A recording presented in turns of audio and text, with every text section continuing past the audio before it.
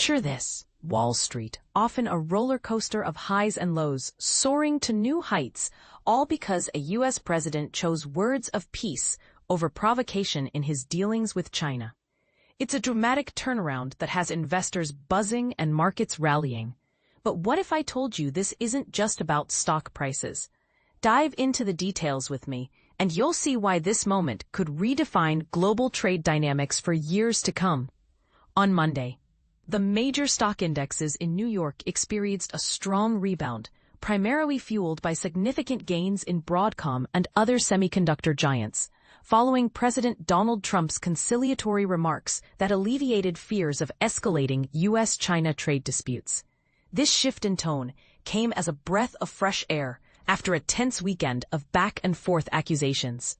Adding to the positive vibe, U.S. Treasury Secretary Scott Bessent shared in a Fox Business Network interview that Trump is poised to meet his Chinese counterpart in South Korea, with both nations actively working to reduce the trade friction that had intensified late last week.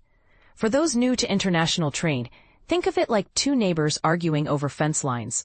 A quick chat can sometimes mend things faster than expected. Especially when high stakes like tariffs and exports are involved. AI-focused technology stocks stole the show during this market comeback, with Broadcom, ticker AVGO, leaping 10% higher after announcing a collaboration with OpenAI to develop the startup's inaugural in-house artificial intelligence processors. This partnership is a big deal because it means Broadcom will help build the hardware that powers OpenAI's cutting-edge AI tools, potentially accelerating advancements in everything from smart assistants to autonomous vehicles. Examples like this show how AI isn't just a buzzword. It's a game-changer driving real-world innovations that could reshape industries. The Nasdaq was gearing up for its largest single-day increase since May 27th, underscoring the sector's momentum. AI remains the key force propelling the market, and it's no shock that buyers stepped in during the downturn, explained Sam Stovall, chief investment strategist at CFRA Research. He cautioned, however, that prudence is key, as long as the ongoing U.S. China standoff lingers unresolved. Just to provide some context, Wall Street had plunged on Friday, with the S&P 500 and Nasdaq suffering their worst drops in months.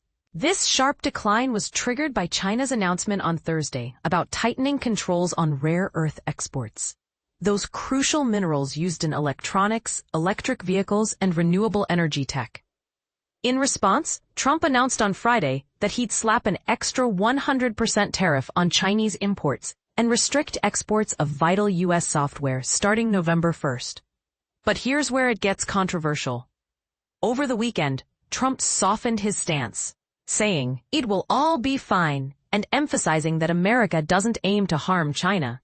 China, for its part, accused the U.S. of stoking the escalation on Sunday, but held off on additional retaliatory steps. Is this diplomacy or just political theater? And does this cycle of threats and reconciliations really benefit global economies? Or is it a risky gamble that could leave ordinary investors footing the bill? These are questions worth pondering. What do you think? Beyond Broadcom, other AI-driven chipmakers also saw gains, including Nvidia, which rose 2.7%, and Micron Technology, up 5.8%. The PHLX Semiconductor Index surged nearly 5%, reflecting the sector's broad enthusiasm. Looking ahead, investors are eagerly anticipating the earnings reports from major banks like J.P. Morgan Chase, JPM, Goldman Sachs, GS, Citigroup, C, and Wells Fargo, FC. All set to release their quarterly results on Tuesday. This kickoff to the earnings season will offer valuable insights into how tariffs might be affecting America's biggest financial institutions. For beginners, earnings seasons are like report cards for companies. They reveal profits, challenges, and future outlooks, helping investors decide where to put their money. These reports are especially timely given that key economic data releases have been delayed due to the ongoing government shutdown. Analysts, based on LSEG data, are forecasting an average 8.8% growth in third-quarter earnings for S&P 500 companies compared to the previous year, providing a potential snapshot of economic health amid uncertainty.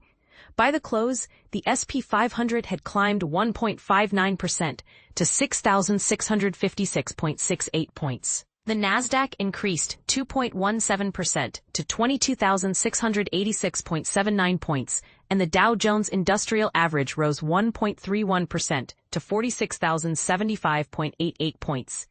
10 out of the 11 S&P 500 sector indexes advanced, with information technology leading at 2.57%, followed by consumer discretionary at 1.97%. In related global news, the Middle East saw a positive development as Hamas released the final living Israeli hostages from Gaza, and Israel freed Palestinian detainees under a ceasefire agreement facilitated by Trump. This diplomatic win highlights how presidential influence can extend beyond trade wars to international peace efforts. On the individual stock front, Oracle, ORCL, jumped 5.6% after multiple brokerages hiked their price targets for the AI cloud company. Estée Lauder, EL, advanced 5.2% following a Goldman Sachs upgrade to buy from neutral. Conversely, Fastenal, FAST, fell 5.7% after missing third-quarter profit forecasts due to sluggish industrial activity. Overall, advancing stocks in the S&P 500 outnumbered declining ones by a 3.3 to 1 margin. The S&P 500 hit 6 new highs and 12 new lows, while the Nasdaq logged 72 new highs and 104 new lows. And this is the part most people miss. In a world where markets react instantly to geopolitical shifts, these rallies and downturns aren't isolated events. They ripple through everyday lives, influencing everything from retirement savings to job markets. Yet, with controversies like trade tariffs sparking debates on protectionism versus free trade, it's clear that investor sentiment can swing wildly. Do you believe Trump's approach to China will ultimately stabilize markets, or is it setting the stage for more volatility? Feel free to share your thoughts in the comments. Do you agree that AI's rise is overshadowing traditional risks, or is there a counterpoint I'm missing? Let's discuss.